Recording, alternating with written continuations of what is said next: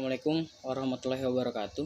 Perkenalkan, nama saya Nor Ahmad Hasbi dengan NIM D03213337. Di sini saya akan menjelaskan sedikit rangkuman dari pertemuan pertama sampai pertemuan ke-8. Baik, langsung saja. KKPR adalah singkatan dari kesesuaian kegiatan pemanfaatan ruang. KKPR merupakan persyaratan dasar perizinan berusaha pertama sebelum perizinan lingkungan dan perizinan gedung bangunan. KKPR ini memiliki dua fungsi. Yang pertama sebagai acuan pemanfaatan ruang, terus yang kedua acuan administrasi pertanahan. Terus yang kedua PKKPR.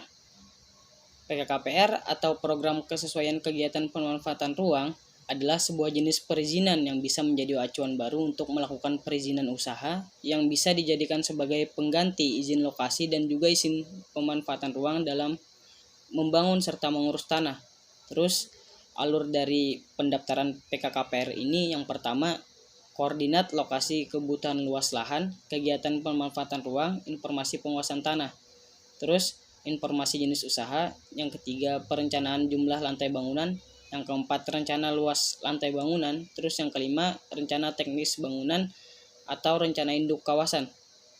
Terus manfaat PKKPR ini yang pertama mempunyai peran pada KKPR sebagai kesesuaian antara gagasan aktivitas pendayagunaan ruang dan dengan rencana tata ruang ataupun RTR. Terus yang kedua, PKKPR ini menggantikan izin lokasi dan juga berbagai izin pendayagunaan ruang untuk membuat serta mengurusi tanah yang awalnya digunakan sebagai wewenang tanah pemerintah wilayah.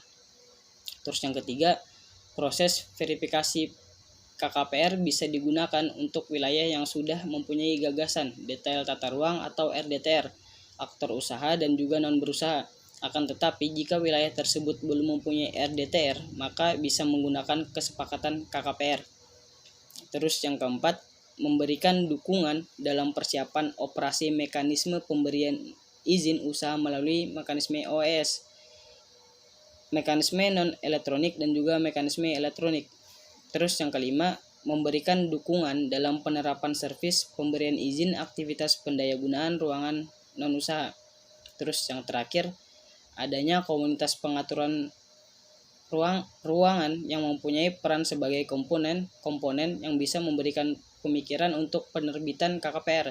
Di dalam komunitas tersebut nantinya beberapa kelompok bisa memberikan saran dan pemikirannya sebelum diedarkannya izin KKPR. Terus yang ketiga ada RKKPR. RKKPR merupakan singkatan dari rekomendasi kesesuaian kegiatan pemanfaatan ruang. Nah, RKKPR ini adalah dokumen yang menyatakan kesesuaian rencana kegiatan pemanfaatan ruang yang didasarkan pada kebijakan nasional yang bersifat strategis dan belum diatur dalam RTR dengan mempertimbangkan asas dan tujuan penyelenggaraan penataan ruang. Terus fungsi RKKPR ini adalah sebagai acuan pemanfaatan ruang dan sebagai acuan administrasi pertanahan. Terus manfaat RKKPR tersebut ialah memberikan dukungan dalam persiapan operasi mekanisme pemberian izin usaha melalui mekanisme OES, mekanisme non elektronik dan juga mekanisme elektronik. Terus yang kedua, memberikan dukungan dalam penerapan servis pemberian izin aktivitas pendayagunaan ruang non usaha. Terus yang ketiga, adanya komunitas pengaturan ruangan yang mempunyai peran sebagai komponen yang bisa memberikan pemikiran untuk penerbitan KKPR. Di dalam komunitas tersebut nantinya beberapa kelompok bisa memberikan saran dan pemikirannya sebelum diedarkannya izin KKPR. Terus SPPR atau sinkronisasi program pemanfaatan ruang. Di SPPR ini memiliki tahapan. Yang pertama ada persiapan, yang kedua pengumpulan data dan informasi, terus yang ketiga ada penyusunan, terus yang keempat ada penyampaian hasil SPPR. Nah, yang pertama tadi tahapan persiapan, di dalamnya ada menyusun kerangka acuan kerja, terus menginventarisasi kebutuhan data dan informasi, terus yang ketiga mengidentifikasi dan menetapkan instansi pelaksana program dan pemangku kepentingan. Terus ada pengumpulan data dan informasi. Pengumpulan data dan informasi ini dilakukan melalui pengumpulan data primer dan pengumpulan data sekunder. Terus dilaksanakan melalui yang pertama konsultasi publik, terus kedua ada diskusi, terus yang ketiga ada survei lapangan, Terus yang terakhir ada penyebaran kuesioner dan wawancara. Terus tahap penyusunannya, yang pertama penyusunan SPPR oleh pemerintah pusat dan daerah. Terus jangka waktunya, yang pertama itu penyusunan SPPR jangka menengah 5 tahun. Terus yang kedua ada penyusunan SPPR jangka pendek itu sekitar 1 tahunan.